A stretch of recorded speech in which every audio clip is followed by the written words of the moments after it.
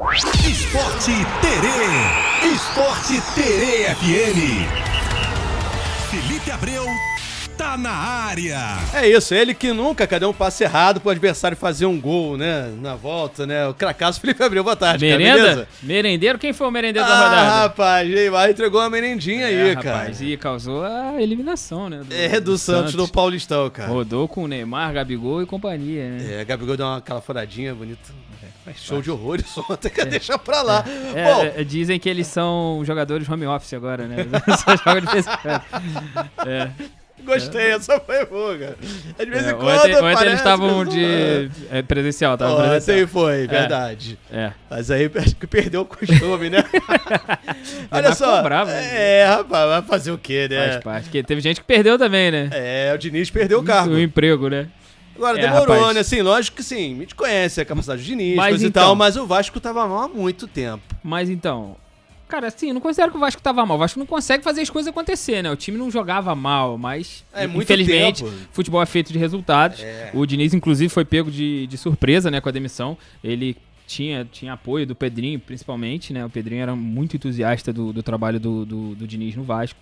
Inclusive, atendeu a todos os pedidos do treinador. O elenco foi montado de acordo com o estilo de jogo do Diniz. Até tem que ser pensado isso. Quando o Vasco quiser contratar o novo... Quiser não, vai procurar, né? Nessa procura por um novo treinador. O Vasco tem que botar aí na mesa pro treinador, o estilo de jogo do Vasco é esse. Os jogadores são esses, contratados a pedido do Diniz, né? Teve vários jogadores que ele inclusive, fez o contato para o Vasco contratar. Rapaz, isso é tão complicado. Chega um outro e fala, puxa, mas não era assim que eu queria jogar, né? Tomara que isso não aconteça. Não, assim, isso é tudo um estudo da diretoria do clube, né? Do scout do clube, sei lá. Porque você tem que buscar um perfil muito próximo. Porque são jogadores... Exatamente. São jogadores voltados para esse estilo de jogo, né? Mas acho que a questão do Diniz foi mais, sei lá, né? O elenco mesmo. Foi a pressão foi pressão pelos resultados. Parte da diretoria do Vasco já estava pressionando o Pedrinho. Ele tinha saído a público falado que estava com o Diniz, que, né? Tanto é que o Diniz ganhou uma queda de braço recentemente, pô. A saída do Felipe Coutinho foi muito porque o Pedrinho manteve também o Diniz. Talvez pudesse reverter a saída do Coutinho se tivesse... Fala, não, Coutinho, você fica que eu vou tirar o Diniz. Muito provavelmente o Coutinho ficaria. Rolou essa porque treta rolou aí?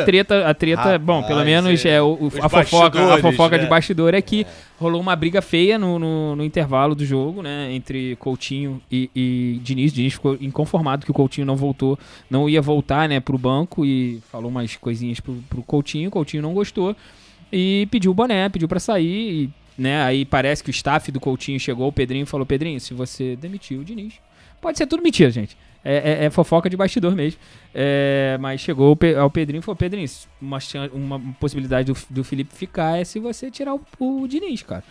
E não sei se o Vasco agora vai tentar fazer com que o Coutinho volte, né? Pode tentar. Será? Pode de tentar. repente um contrato novo, né? Mas já que o contrato dele é até o meio do ano só, mas... Então, isso que eu tava falando assim, realmente parece que ele perdeu isso, perdeu o elenco, depois de Diniz... tanta coisa que aconteceu, porque assim, a gente vê realmente, o Vasco não é um super time, coisa e tal, mas é um time competitivo. É um time muito arrumado agora, muito, time assim, bom. é um elenco... Não sim, é ruim, é um bom elenco. Não, o Vasco hoje tem um bom elenco, Zé. Tem, lógico. O Vasco é diferente do que a gente tinha visto nos últimos anos, o Vasco conseguiu montar um bom time, tem bons jogadores, tem jogadores que inclusive foram disputados por grandes times aqui no Brasil, é o caso do Nestrosa, né, no ano passado. Verdade. Muitos times grandes procuraram o Nestrosa, tentaram a contratação dele, Fluminense, Cruzeiro, né, e não conseguiram. O Vasco esse ano trouxe o Nestrosa e, assim, o cara tá só começando, né, mas aqui no futebol brasileiro o que menos se tem é paciência. Não, é verdade, é complicado, porque assim, o problema é a sequência, né, a gente não sabe todos os bastidores. Perder para o Fluminense não é legal, mas perder um clássico para um time muito bom também, e perdeu por 1-0 no Maracanã. Sim. Muita coisa pode acontecer ainda. Teve muita chance o Vasco, não conseguiu converter mais uma vez.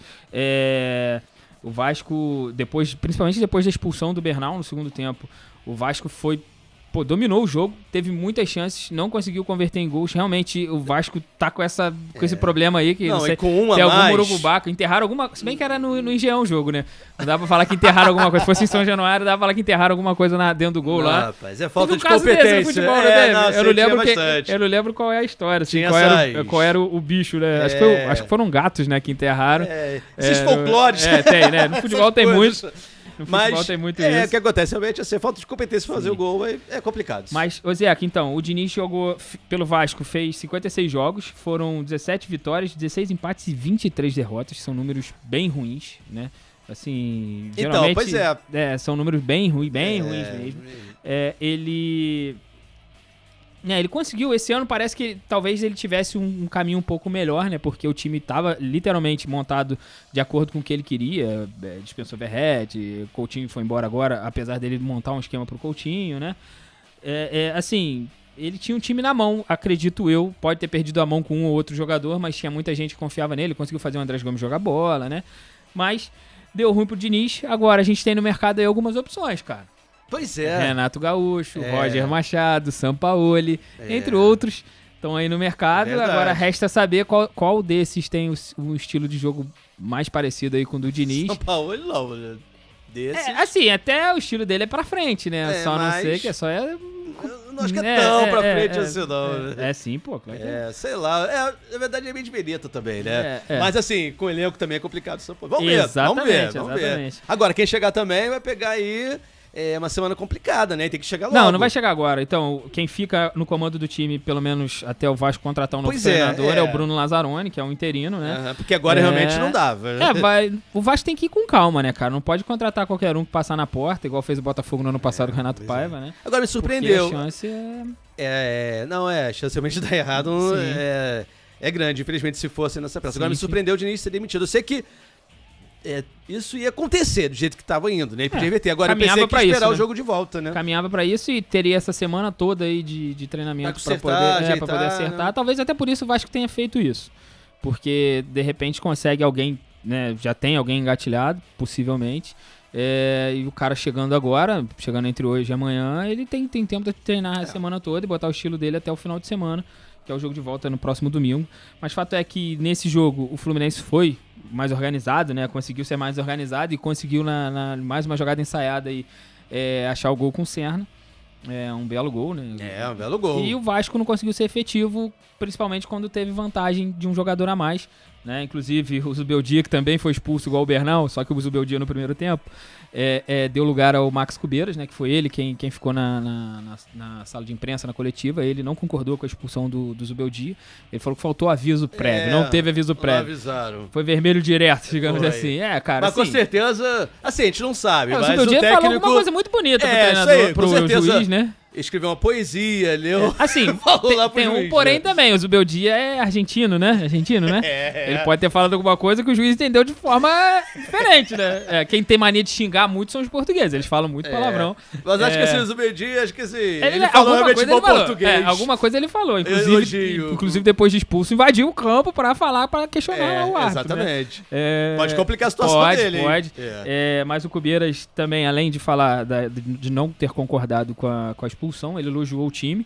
Ele elogiou o time tanto com 11 quanto com 10 jogadores em campo, mas falou que a classificação não está encaminhada, que um jogo muito difícil, né? O jogo contra o Vasco. Comprovado, o Vasco teve muita chance. O Vasco até dominou a posse de bola no jogo todo, tanto no primeiro quanto no segundo tempo, né? Mas o Fluminense foi mais eficiente e saiu com a vitória e com a vantagem. O Fluminense precisa só empatar no jogo de volta, né? No domingo, para poder chegar à final do Carioca, mais uma final de Carioca aí que o Fluminense está brigando pra chegar. Beleza. Bom, outro que está encaminhado para a final também é o Flamengo, que venceu o Madureira por 3-0. Lógico que o futebol é imprevisível, mas assim... Tu acha que deu uma aliviada aí no clima lá no Flamengo, Zé? Pois é, rapaz. E costuma, né? Parece que assim... vai depender de muita coisa. Porque vencer o Madureira é mais que obrigação, né? Tanto que o Danilo falou isso. O primeiro tempo não foi bom. O Flamengo segundo foi tempo, assim, melhorou um pouquinho. E aí a torcida gritou o time sem vergonha. Pra você ver, a pressão já começou no aquecimento, na verdade. O Flamengo foi vaiado já no aquecimento, antes do jogo.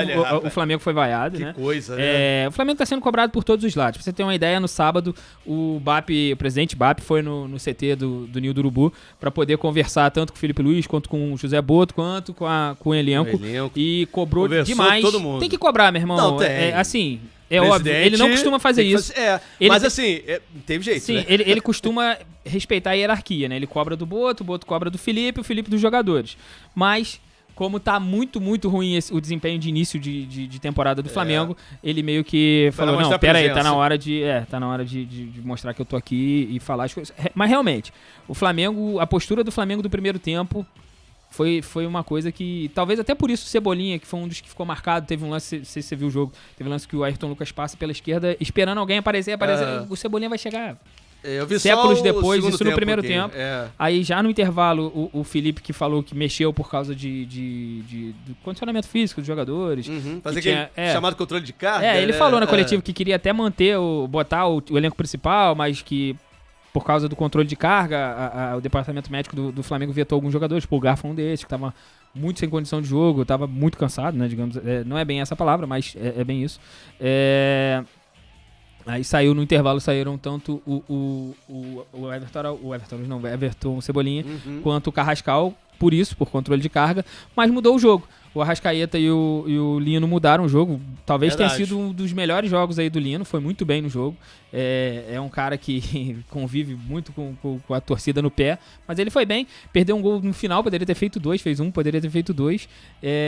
Acabou perdendo, mas muito por conta do zagueiro, que conseguiu chegar a tempo e tirar a bola em cima da linha. E assim, bom resultado, né? 3-0. Assim, tá encaminhada a classificação do Flamengo. Sim, dá pra dizer realmente que tá encaminhada.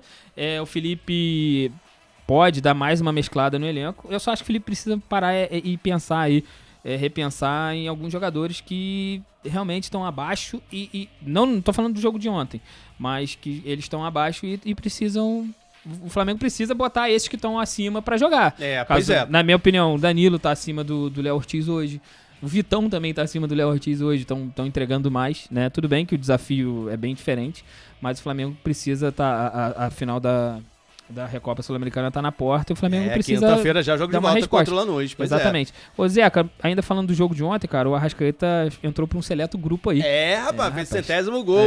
Fez o 100º gol com a camisa do Flamengo e só ele, Zico e Adílio tem 100 gols e mais de 100 assistências. Ele tem 100 gols, né? Os outros têm mais de 100 gols e mais de 100 assistências pelo Flamengo.